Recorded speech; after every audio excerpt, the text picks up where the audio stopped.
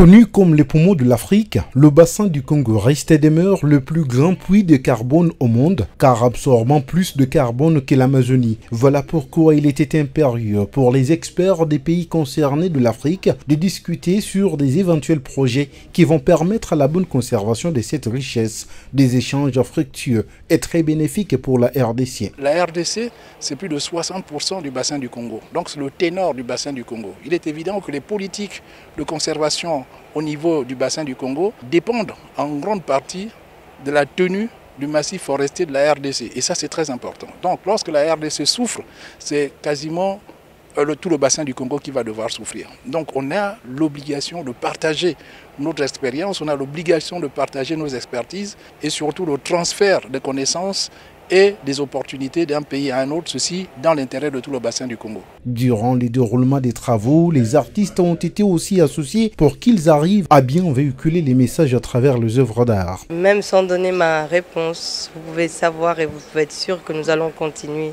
dans cette optique parce que c'est déjà une optique qui nous intéresse, qui nous parle et que nous avons à cœur et que le bassin du Congo n'est plus le deuxième poumon du monde, mais le premier poumon du monde. Invités au débat, les autochtones appelés pygmées, vivant dans les forêts du bassin du Congo, ces derniers, à travers leurs représentants, ont souhaité voir leurs semblables d'autres pays être associés à ce genre de rendez-vous. Question de renforcer le savoir traditionnel pour la bonne conservation de ces plus importants massifs de la forêt tropicale. Si j'ai manifesté ces soucis-là de l'absence, c'est parce qu'un doigt ne peut pas laver la figure. Vous voyez, nous étions plus de 100 et quelques participants, mais le premier, nous étions candés.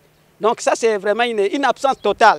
Un satisfait site pour les organisateurs qui promettent de mettre en pratique toutes les résolutions prises au terme de ce conclave. Très satisfait en tout cas de résultats de ces conclaves pour voir l'état d'avancement des résolutions et voir s'il faut faire des améliorations, des ajustements, dans un sens bien sûr de s'assurer que ce qui a été fait pendant ces 3 jours ne se limite pas qu'à des déclarations vaines et sans résultat. À retenir, depuis plusieurs années, le bassin du Congo continue à fournir de la nourriture, l'eau et l'abri à plus de 75 millions de personnes, d'où sa conservation s'avère indispensable.